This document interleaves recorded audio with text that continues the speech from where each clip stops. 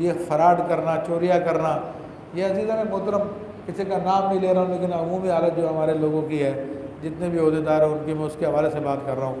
فرمایا کہ وَمَن يَعْمَلْ مِنَ الصَّالِحَاتِ وَهُوَ مُؤْمِنٌ فَلَا يَخَافُ ظُلْمًا وَلَا حَدْمًا۔ اب کافروں کا ذکر، گناہ گاروں کا ذکر کرنے کے بعد رب کریم اب اہل ایمان کی بات فرما رہا ہے۔ اور جس نے نیک اعمال کیے ہوں گے، نیک اعمال کیے ہوں گے، نیک اعمال کیا ہوتے ہیں؟ نیک اعمال وہ ہوتے ہیں جو انصاف کے تقاضوں کے مطابق ہوں،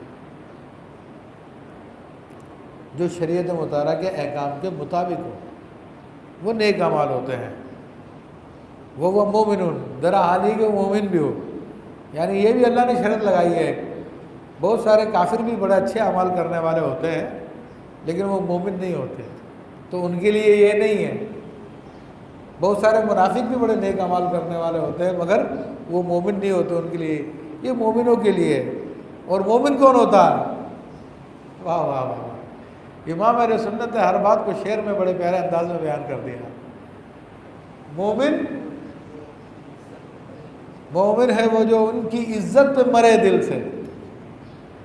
یہ جو حضور کے نام پہ مرنے کے لیے روڈوں پہ نکل آتے ہیں، آپ کی ختم نبوت کے لیے، آپ کی شان کے لیے، آپ کے دین کے لیے، وہ مومن ہیں کہ ہماری جان قربان ہو۔ کتنے لوگوں کی جانیں لی ان ظالموں نے، ان کو گولیاں ماری ہیں، ان کو شہید کیا۔ اللہ تعالیٰ حضور فرماتے امام علیہ سنت، مومن ہے وہ جو ان کی عزت مرے دل سے، ورنہ تعظیم تو کرتا ہے نجدی بھی مرے دل سے۔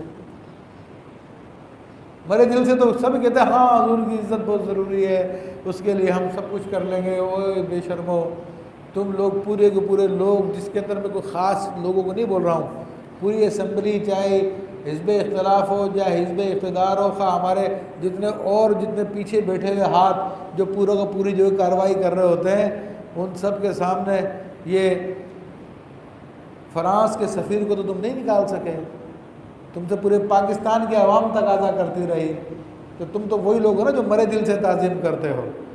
تم رسول اللہ صلی اللہ علیہ وسلم کی دشمن آسیہ ملعون کو سجا کے تم لوگوں نے پورے پاکستان کی مشنری، تمام طاقتوں نے، تمام اسمبلیوں نے، سب نے سجا کے تو کافروں کے حوالے کیا تھا، اور یہاں پہ مومن شور مچا رہے تھے کہ اس کو سزا دو، سزا دو، سزا دو۔ تم تو مومن نہیں ہو نا، تم تو وہی والے ہو جو مرے دل سے تعظیم کرتے ہو۔ مومن تو وہ ہے جو دل سے مرتا ہے حضور کی تعظیم کے لیے۔ تو فرمایا کہ مومن جو ہے آج اس پہ ظلم نہیں ہوگا، نہ اس سے زیادتی ہوگی، نہ اس کو کوئی نقصان ہوگا۔ ابھی تو تم آنسو گیس چلا لیتے ہو، راستے کھود کے بند کر دیتے ہو، پولیس بھیج کے شیلنگ کروا دیتے ہو، گولیاں لگوا دیتے ہو، ڈنڈے چلوا دیتے ہو، حق بات پہ کر رہے ہو تم لوگ۔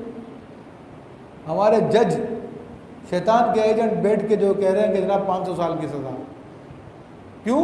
اس لیے ناموس رسالت کے لیے نکلا تھا۔ 1000 سال کی سزا بھی دی ہے، پتہ آپ کو؟ آج تک کسی جرم میں نہیں دی، صرف ناموس رسالت والی جرم میں دی ہے یہ سزا، 1000 سال کی سزا، 500 سال کی سزا۔ تو اللہ فرماتا کہ آج کوئی ظلم نہیں ہوگا، آج تو پورا پورا انصاف ہوگا، آج ان سب کو لے آئیں گے کٹہرے کے اندر۔ وَكَذَلِكَ أَنزَلْنَاهُ قُرْآنًا عَرَبِيًّا وَصَرَّفْنَا فِيهِ مِنَ الْوَعِيدِ لَعَلَّهُمْ يَتَّقُونَ۔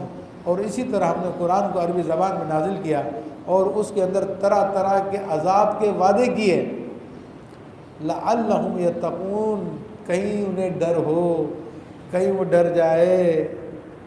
یعنی اللہ فرما رہا قرآن کو ہم نے عربی میں نازل کیا تاکہ سب کو سمجھ آ سکے، کیونکہ بڑا فصیح و بلغ کلام ہے، اور اس میں عذاب ہم نے بیان کیے مختلف قسم کے، کیوں کیے؟ تاکہ ان ظالموں کو سمجھ میں آ جائے، یہ توبہ کر لے، تو ظلم کرنا چھوڑ دے، یہ دو رنگی چھوڑ دے، یہ شیطان کی پیروی کرنے کے بجائے اللہ تبارک و تعالیٰ کی پیروی، اس کے عبادت گزار بن جائے، حضور صلی اللہ علیہ وسلم کے پیروکار بن جائے، سب مل کے اتحاد کر کے اکٹھے ہو کے اسمبلی میں قرآن کے نظام کو لے آئیں، ہے رسول اللہ صلی اللہ علیہ وسلم کے نظام کو لے آئیں، کہیں یہ ڈر جائیں، او یحدث لهم ذکرا، یا ان کے دل میں کچھ سوچ پیدا کرے، ہم اس لیے عذاب سنا رہے ہیں، مگر یہ پتھر دل ہے، دنیا ان پہ پوری غالب آ چکی ہے۔